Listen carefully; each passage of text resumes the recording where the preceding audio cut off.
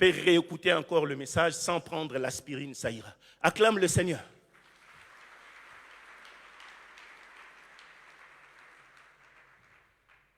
Cet ange pouvait pardonner le péché. Et nous venons de faire le parallélisme avec le Christ qui avait les pouvoirs en Israël. Personne ne pouvait pardonner le péché en Israël sauf Dieu. Alors, du fait que le Christ pouvait le faire, donc Christ est Dieu, et le Christ manifestait la présence de la divinité dans l'Ancien Testament par le ministère de l'ange de l'Éternel. Deuxième chose, les noms de l'Éternel étaient attachés à lui. C'est-à-dire quoi? Cet ange était appelé Éternel. Dis avec moi Éternel. Dis bien Éternel. C'est-à-dire ceci. Gabriel n'est pas éternel. Michael n'est pas éternel. Les chérubins, les séraphins, les archanges, ceux qui veillent, les 4 êtres vivants ne sont pas des éternels. Mais cet ange était appelé aussi éternel. Juge 6, le verset 14. Juge 6, le verset 14. L'Éternel se tourna vers lui. L'Éternel se tourna vers lui et dit, va avec cette force que tu as. On a dit ici, l'Éternel se tourna. Quel est cet Éternel? C'est l'ange de l'Éternel qui avait apparu à Gédéon. Et la Bible l'appelle Éternel. C'est-à-dire le nom de l'Éternel était attaché à cet ange parce que cet ange était éternel. Cet ange était différent du reste des anges parce que lui, les attributs de Dieu étaient attachés à lui. Il parlait comme s'il était Dieu et des fois il parlait comme s'il n'était pas Dieu et des fois il parlait encore comme c'est lui le créateur. Il mélangeait les tout. Des fois il te parle, tu as l'impression qu'il te parle de Dieu. Des fois il te parle, tu as l'impression qu'il parle de lui-même. Parce qu'en même temps, il manifestait le Père, il manifestait aussi le Fils, ce qu'on appelle la ouiophanie. Dis avec moi, ouiophanie. Dis bien, ouiophanie. Ouios veut dire fils, c'est-à-dire la manifestation du Fils de Dieu dans l'Ancien Testament. Raison pour laquelle j'ai dit, je simplifie le terme pour donner à notre étude biblique le terme de Jésus-Christ dans l'Ancien Testament. Nous sommes ensemble? Écoutez. Quand on dit que les noms de l'Éternel sont attachés à lui, c'est-à-dire quand il parle comme l'Éternel.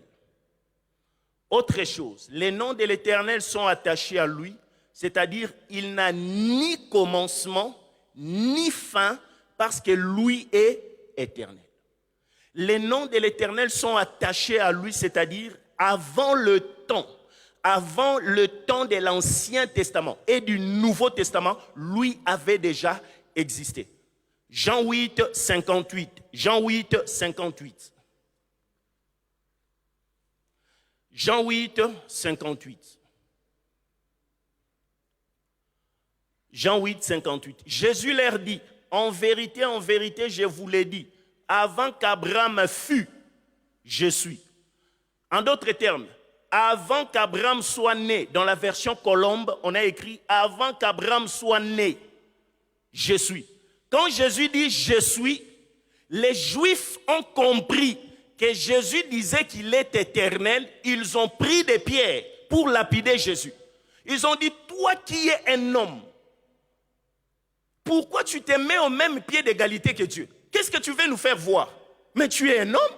Jésus a dit, avant qu'Abraham soit né, moi, je suis. Jésus n'a pas dit j'ai été, il a dit je suis.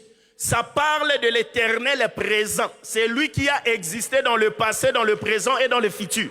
Et l'ange de l'Éternel de l'Ancien Testament, quand il parlait, il s'est nommé Éternel, c'est-à-dire je suis. Et dans la Nouvelle Alliance, Jésus a dit je suis. Comment savons-nous que cet ange représentait Jésus? Parce que cet ange portait les attributs de l'Éternel et Jésus-Christ dans la Nouvelle Alliance a manifesté les attributs du Père. Il a dit c'est lui qui m'a vu, a vu le Père. Moi et le Père, nous sommes un. C'est-à-dire au travers de moi, Jésus, tu peux comprendre le Père qui est caché. Alingala, ezaneti nyawa zamba peut nyawa salon peut enseigner nyawa zamba. Nyawa zamba reste caché, mais nyawa salon il est doux. Il est doux, il n'est pas sauvage comme le nyawa ya zamba. Mais tout ce qui est dans les nyawa salon se retrouve aussi dans les nyawa zamba. L'estomac ya nyawa zamba, eza estomac nyawa salon. La bouche ya nyawa zamba, eza pe bouche ya nyawa salon. Poso ya nyawa zamba, eza pe ya nyawa salon. Mais différence, yazana salon, il vit avec les gens. Emmanuel, Jésus-Christ s'est manifesté parmi les hommes, mais Dieu s'est resté caché dans l'éternité comme les nyawa zamba.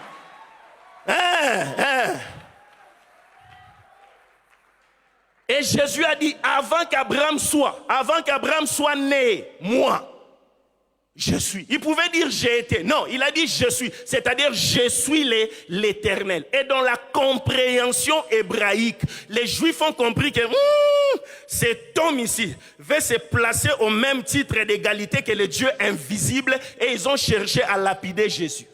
Pourquoi? Parce qu'ils avaient compris les messages. Quel était le message? Je suis éternel. Qu'est-ce que Jésus-Christ faisait dans l'Ancien Testament? Qu'est-ce qu'il faisait dans l'Ancien Testament? Qu'est-ce que Jésus faisait dans l'Ancien Testament? Exode 23, 23. Exode 23, 23. Et ceci était un mystère caché. Mon ange marchera devant toi et te conduira chez les Amoréens. Mon ange là, c'est l'ange de l'Éternel. Les Hétiens, les Phérésiens,